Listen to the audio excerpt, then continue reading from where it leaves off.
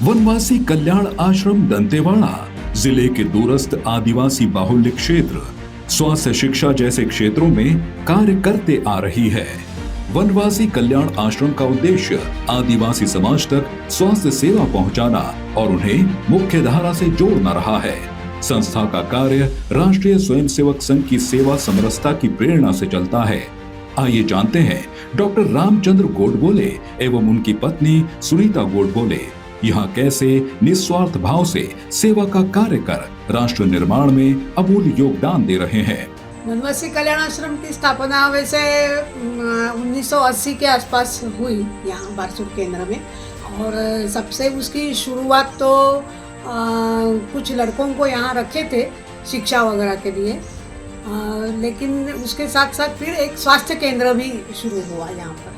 और बारसूर ये क्षेत्र लेने का कारण ही ये था क्योंकि यहाँ से इंद्रावती 5 किलोमीटर दूरी पर है और वहाँ से इंद्रावती के उस पार जो है वो अबूझमाड़ क्षेत्र आता है।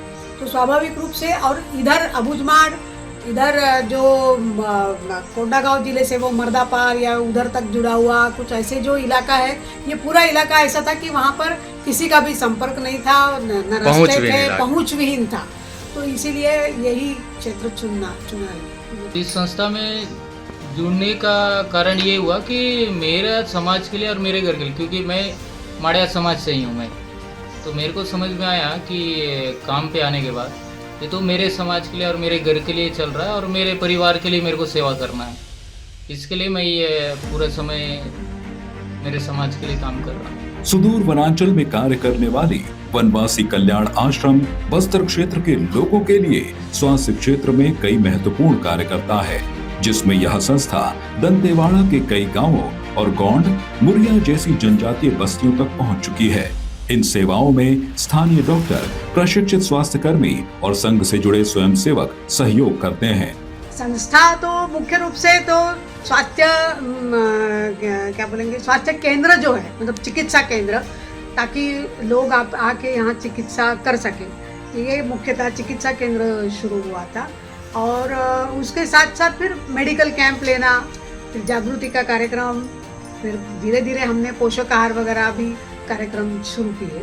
जनजाति और समुदाय कहेंगे तो यहाँ ये स्वाभाविक रूप से जो पूरा बस्तर जो है, खास करके दक्षिण बस्तर, तो गोंडी वनवासी जो है, मतलब आदिवासी जो है जनजाति, उनसे बहुल प्रदेश है। तो हालांकि हम सभी को अपनी सेवा देते हैं, लेकिन मुख्य रूप से गोंड समाज के लिए ये काम होता है। और करीब करीब 50 किलोमीटर के इसमें परिधि में ये काम हमारा होता है। अब तक हजारों आदिवासी भाई बहनों को इसका लाभ मिला है। प्रतिवर्ष सैकड़ों माताएं और बच्चे सुरक्षित स्वास्थ्य सेवा पाते हैं। आश्रम की सेवाओं ने आदिवासी समाज का विश्वास जीता है और उनमें स्वास्थ्य के प्रति जागरूकता भी बढ़ाई है।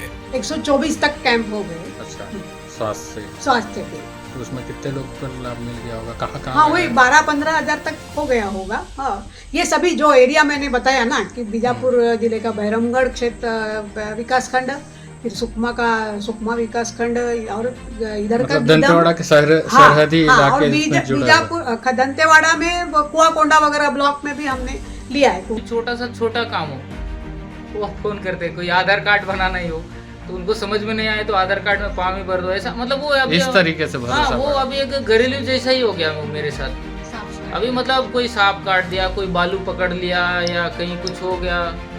अभी तो ऐसा है कि कुछ चीजें में ऐसा आया है कि उधर अंदर में अभी जो आप ये देखें, नक्सली का जो मामला चल रहा है, कुछ बच्चे युवा लोगों को ऐसा है कि ये इनके नाम से 1 लाख का इनाम घोषित है नक्सली। भले वो लड़का पढ़ाई करता है, किसी गलती के कारण उन्होंने नाम वगैरह दिए, लेकिन ऐसे कुछ कई सारे प्रश्न तो आते हैं। वनवासी कल्याण आश्रम के स्वयं सेवकों की स्वास्थ्य सेवा केवल इलाज नहीं बल्कि राष्ट्र निर्माण का माध्यम है। एक स्वस्थ वनवासी समाज ही आत्मनिर्भर और सशक्त भारत का आधार बन सकता है। हाँ, नियमित स्वयं सेवक है, उसमें 2 प्रकार के हैं। कुछ संगठनात्मक काम करते हैं और कुछ है जो प्रोजेक्ट में काम करते हैं। जैसे कन्या छात्रावास है तो उसके लिए अधीक्षिका है, फिर जो आरोग्य रक्षक है उसके लिए आरोग्य रक्षक प्रमुख है। हमारा जो पोषक आहार केंद्र चलता है उसके भी प्रमुख है, अभी आपके सामने जो बैठे चितुराम करके वो है। तो ऐसे अलग अलग प्रकार के जो काम हमारे रहते हैं उसके लिए अलग अलग दायित्व बांटा गया है। वर्षों से आदिवासी समाज के लिए लगातार काम कर रही वनवासी कल्याण आश्रम की आगामी योजनाओं को लेकर यहाँ लोग बताते हैं मोबाइल क्लिनिक, स्थायी स्वास्थ्य केंद्र और स्वास्थ्य शिक्षा अभियान के जरिए लोगों की सेवा करना चाहते हैं। जुड़ सकते हैं और जुड़ना ही चाहिए, क्योंकि अपने देश में किस प्रकार के समाज के मतलब क्या क्या समस्याएं हैं, किस प्रकार से रहता है, हम उन तक नहीं पहुंचेंगे तो बाकी लोग पहुंचेंगे और उनका लाभ उठाएंगे, उनको भड़काएंगे, बहकाएंगे। ये सब हो रहा है, हम बस्तर में देखते हैं इसको, खास करके दक्षिण बस्तर को इसका तो बहुत बड़ा शिकार है।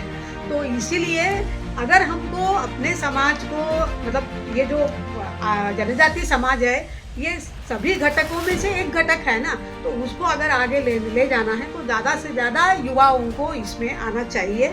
और हम चाहते हैं कि अगर हमारे साथ आके 2-3 महीना काम करेंगे, इधर ये जो अपने यहाँ के जो जनजाति स्थानिक कार्यकर्ता है उनके साथ घूमेंगे, क्योंकि यहाँ थोड़ी गाँवों में थोड़ा भाषा की समस्या है, तो हमारे स्थानिक कार्यकर्ता उनका साथ देंगे। या फिर मैंने जैसा बताया ऐसे स्कूलों में कुछ कार्यक्रम करना है, तो ऐसे कार्यक्रम भी अपन कर सकते हैं जहाँ तक भाषा का समस्या नहीं आएगा।